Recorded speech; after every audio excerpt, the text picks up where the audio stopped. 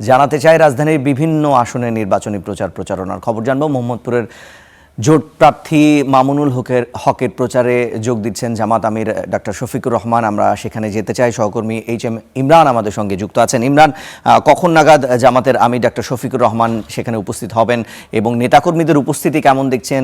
যৌথ বাহিনী যেহেতু মাঠে আছে, তারা নিরাপত্তা কেমন দিচ্ছেন জানাবেন।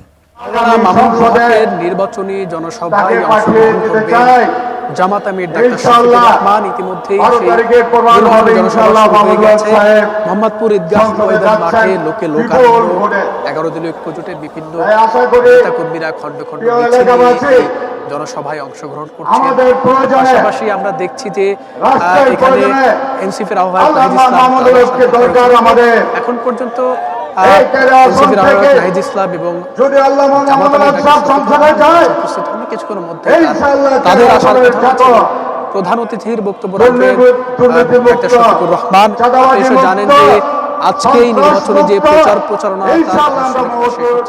সন্ধ্যা 7:30 নাগাদ এবং সেই নির্বাচনী শেষ সময়ে নির্বাচনী প্রচারণার ব্যস্ত সময় পার করছেন বিভিন্ন দলের প্রার্থীরা।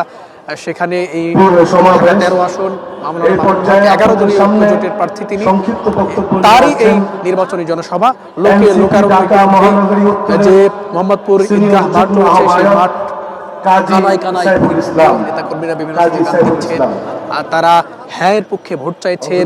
পাশাপাশি এবং যেহেতু ত্রয়োদশ জাতীয় সংসদ নির্বাচন একটা প্রতিদ্বন্দ্বিতাপূর্ণ নির্বাচন, অভ্যুত্থান পরবর্তী নির্বাচনে মানুষের আকাঙ্ক্ষার একটা প্রতিফলন ঘটবে সেই প্রত্যাশাও রাখছেন এই মানুষরা। পাশাপাশি যে সকল নেতাকর্মীরা এসেছেন তারা বিভিন্ন প্লে কার্ড, বিভিন্ন দাবি তারা তুলছেন। যেহেতু এবারের নির্বাচন তারা সুষ্ঠু নির্বাচন, যাতে অবাধ সুষ্ঠু নির্বাচন হয় সেই দাবিও তারা করছেন।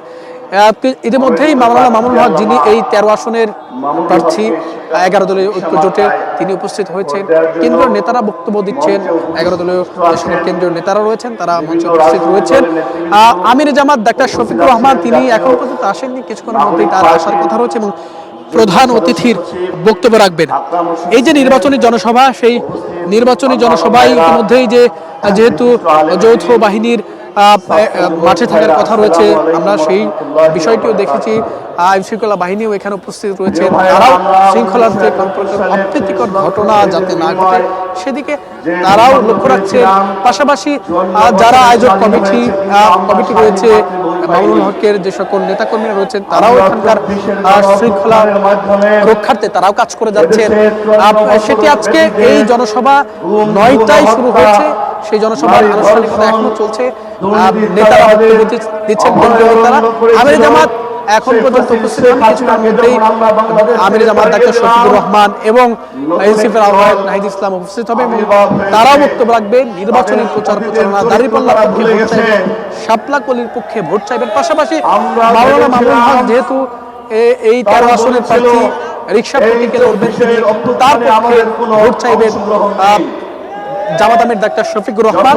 সেখান থেকে শেষ করে তার নিজ আসন ঢাকা 15 তিনি যাবেন এবং সেখানে গণসমাবেশে গণমিছিলে অংশগ্রহণ করার কথা। ইমরান, আমরা বুঝতেই পারছি আপনি সেখানে অবস্থান করুন। আমরা পরবর্তীতে আবার যুক্ত হয়ে আপনার কাছ থেকে আমরা তথ্য জানার চেষ্টা করব।